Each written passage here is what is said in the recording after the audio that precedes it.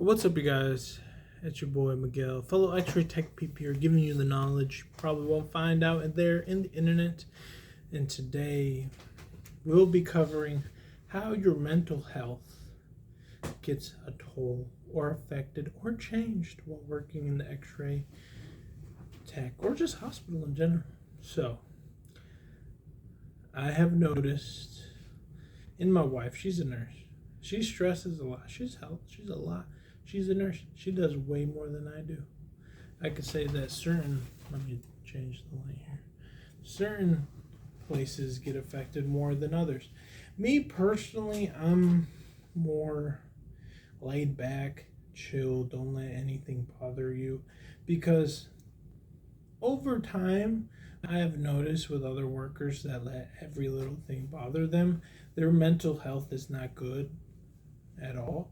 Me, like a coworker can say something, another person, I ain't saying let them just dog you and say anything, but just like have thick skin to not let it bother you. I'm just here to do my job and do this. Like I don't really pay much attention if it doesn't affect my job and I'm doing my job and it's doing it good.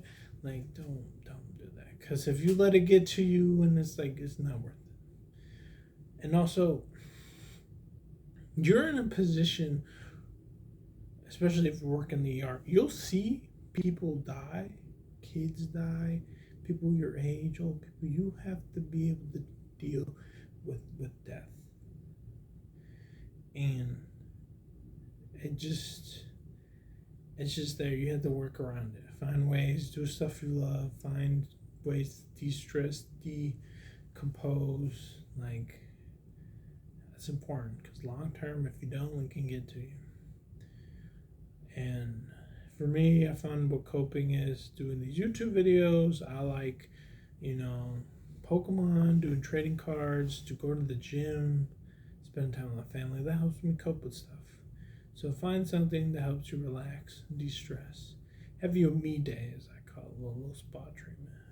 It's the little things that help you decompress from day to day, working stuff. And I would say that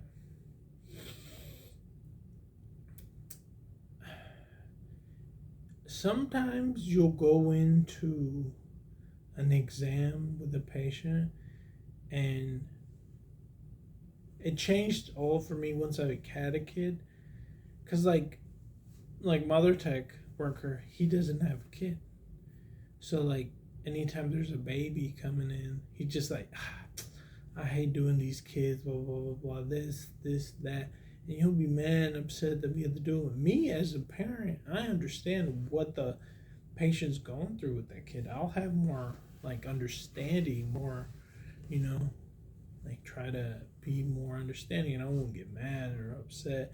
The kid's crying or that, because I'm used to it. So that's something else that, depending on your situation, your stuff goes. And sometimes I've told my brother this.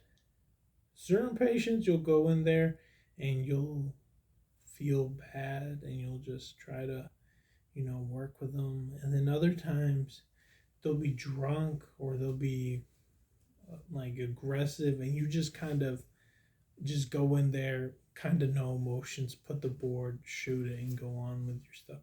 So you kind of flip back between certain states and emotions, I would say. And I'm typically not aggressive or mean or anything. I'm very chill and laid back. So, I know other jobs are more harder. Like my wife, she'll come home, it'll be Friday, and she's worrying about what happens on Monday, which all the other stuff, the paperwork.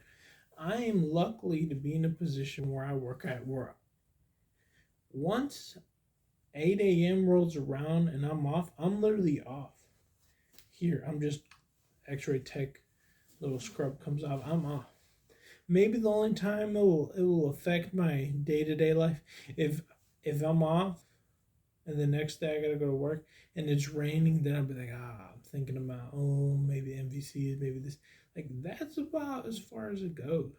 You should have a work-life balance.